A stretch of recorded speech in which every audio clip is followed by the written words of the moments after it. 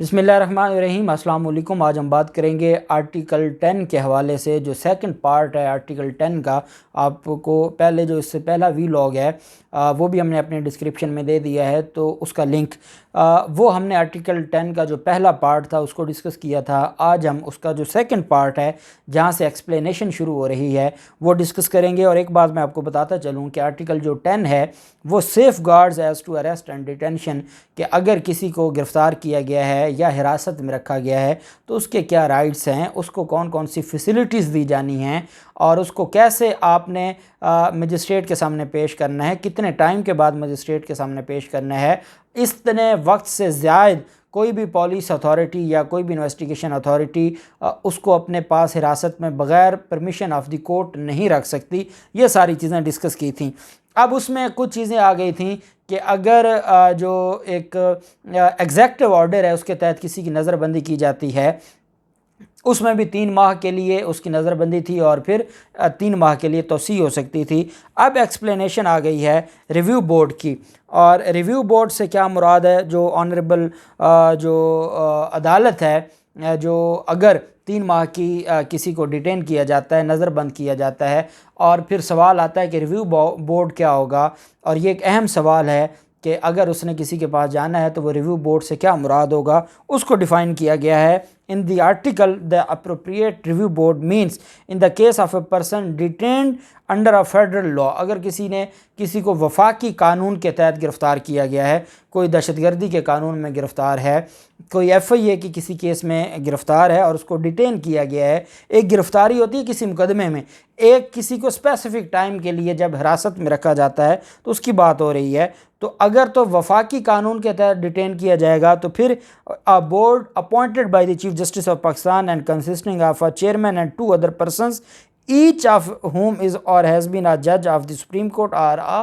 High court. एक chairman होगा और 2 मेंबर्स होंगे, और वो या सुप्रीम कोर्ट के जज हो सकते हैं या हाई कोर्ट के जज हो सकते हैं। ये फेडरल लॉ के लिए अगर वो वफाकी कानून के तहत उसको नज़रबंद किया जाता है। सेकंड है इन the case of a person detained under a provincial law, जैसे मैंने आपको हाफिज़ साद रिजवी की मिसाल दी थी कि वो पंजाब हुकूमत ने उसको डिटेन किया था, तो उसके लिए फिर जो chief justice of high court हैं वो अपॉइंट करेंगे, और उसमें एक चेयरमैन होगा और 2 जजेस होंगे, और उन जजेस का हाई कोर्ट का जज होना ज़रूरी है, वो रिव्यू बोर्ड बनाएगा। अब एक्सप्लेनेशन 2 है, the opinion of a review board shall be expressed in terms of views of the majority of its members. जो अगर एक मामला चला जाता है कि जैसे हुकूमत कहती है कि मज़ीद 3 माह के लिए इसकी जो डिटेंशन है वो हमने 3 माह के लिए तोसी करनी है, या जो एग्रीव्ड पार्टी है 3 माह जो उसको डिटेन करने का नोटिफिकेशन जारी किया गया तो उसको रिव्यू बोर्ड में चैलेंज करती है, तो उसके बारे में कहा जा रहा है कि जो ओपिनियन है रिव्यू बोर्ड की वो उसको बाकायदा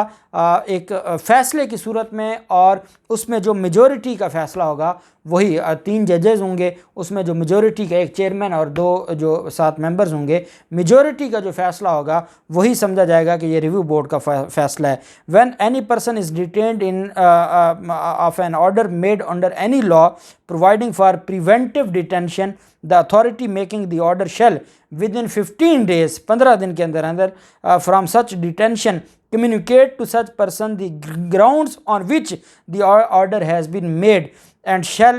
afford him the earliest opportunity of making a representation against the order। तो जो जब किसी को डिटेन किया जाता है तो उसकी जो अथॉरिटी है जो डिटेन करती है, पंजाब हुकूमत है, FIA है, जो ANF की तरफ से अगर किसी को डिटेन किया जाता है, या वफाकी हुकूमत है, तो वो 15 दिन के अंदर अंदर उसको कम्युनिकेट करेंगे कि क्यों आपको गिरफ़्तार किया गया है, और साथ उसको मौका देंगे कि वो रिप्रेजेंटेटिव फ़ाइल करे, रिप्रेजेंटेशंस फ़ाइल करे। रिप्रेजेंटेशन से मुराद वो उसी इदारे को दरख्वास्त दे कि वो आप मेरी जो नज़रसानी है उसको मेरी जो डिटेंशन है उसको ख़त्म किया जाए। Provided that authority making any such order may refuse to disclose facts which such authority considers it to be against the public interest to disclose। अगर वो अथॉरिटी ये समझती है कि कुछ हक़ाइक़ ऐसे हैं कि अगर उनको बयान कर दिया तो फिर जो नज़रबंदी है या जो अवाम को नुकसान पहुँच सकता है, जैसे आप जानते हैं हाफिज़ सईद का मामला है, या किसी और को डिटेन किया जाता है और कुछ फैक्ट्स ऐसे होते हैं जिससे अवाम को कोई इशू बन सकता है, पब्लिक जो इंटरेस्ट है, रियासत को नुकसान पहुंच सकता है। तो इस वजह से जैसे कई दहशतगर्दों को डिटेन किया जाता है तो उसमें फिर एक प्रोविजो आ गई है, एक एक्सेप्शन आ गई है कि ज़रूरी नहीं है कि वो फैक्ट्स बताए जाएँ जिससे पब्लिक इंटरेस्ट को नुकसान पहुँच सकता है। The authority making the order shall furnish to the appropriate review board all documents relevant to the case unless a certificate signed by a secretary to the government concerned। जो एक secretary है उस जो गवर्नमेंट है, जो भी वफाकी है या सूबाई है, उसके सेक्रेटरी के सिग्नेचर्स से वो सारे के सारे जो डॉक्यूमेंट्स हैं वो रिव्यू बोर्ड को भेजे जाएंगे और बाकायदा एक सर्टिफिकेट भी भेजा जाएगा उस अथॉरिटी सेक्रेटरी की तरफ से, to the effect that it is not in the public interest to furnish any document is produced. अब वो कह रहे हैं कि जब रिव्यू बोर्ड को वो डॉक्यूमेंट्स भिजवाए जाएंगे जिनकी बुनियाद पर उसको डिटेन किया गया है, तो उसमें साथ एक सर्टिफिकेट भी जाएगा और ये सेक्रेटरी की तरफ से सर्टिफिकेट होगा और उसमें ये बताया जाएगा कि इसमें जो डॉक्यूमेंट्स हैं, कौन से डॉक्यूमेंट्स हैं जिनको पब्लिक करना है, जो पब्लिक इंटरेस्ट के अगेंस्ट नहीं है, और कौन से हैं जो पब्लिक इंटरेस्ट के अगेंस्ट है जिनको नहीं आप वो करना, शो नहीं करना। Within a period of 24 months commencing on the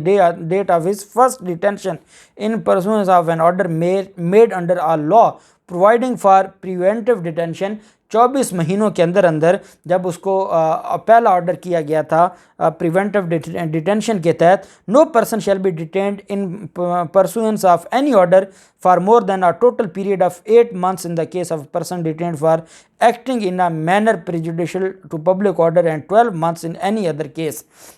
उसमें ये कहा जा रहा है कि एक बंदा जो है वो 24 जो महीने हैं, 24 months with in a period of 24 months, 24 माह के अंदर अंदर उसको इकट्ठे आप 8 महीने डिटेन मैक्सिमम रख सकते हैं, या कोई और मैटर होगा तो उसमें आप जो अगर तो को पब्लिक इंटरेस्ट से रिलेटेड मैटर होगा तो 24 माह में 2 साल में आप मैक्सिमम उसको 8 माह डिटेन रख सकते हैं, और अगर कोई और मामला होगा तो आप उसको 12 माह के लिए डिटेन कर सकते हैं। और provided that the class shall not apply to any person who is employed by or works for or acts on instructions received from the enemy। अगर वो कोई भारतीय एजेंट है, कोई दुश्मन की तरफ से काम कर रहा है या दुश्मन का वो मुलाजिम है, जैसे कुलभूषण को गिरफ्तार किया गया था, और हु इज़ एक्टिंग और attempting to act in a manner to the integrity security or defense of Pakistan or any part thereof, or who commits or attempts to commit any act which amounts to an anti-national activity as defined in a federal law, or is a member of any association with as for its objects or which indulge in any such anti-national activity। ऐसी सूरत में उसका जो ये relief है कि उसको 24 महीनों में मैक्सिमम 8 माह या 12 माह डिटेन रखा जा सकता है वक्तन फ़वक्तन, वो उसका ये कहा जा रहा है कि ये उसको नहीं ये प्रिविलेज हासिल होगी जो कि एंटी स्टेट एक्टिविटीज़ में मुलव्वस होगा या दुश्मन का आलाकार होगा। The appropriate review board shall determine the place of detention of the person detained and affix a reasonable subsistence allowance for his family। ये जो appropriate review board है ये डिसाइड करेगा कि उसको कहाँ पे रखना है, जेल में रखना है या कहीं पे रखना है, और साथ उसकी फैमिली को भी जो उसकी फैमिली के मामलात हैं उनको भी देखने का कहेगा। Nothing in this article shall apply to any person who for the time being is an enemy alien. अगर वो कोई बैरूनी दुश्मन है और किसी दुश्मन ममालिक का वो रहने वाला है तो उसको ये फैसिलिटीज़ नहीं दी जाएंगी और उसका जो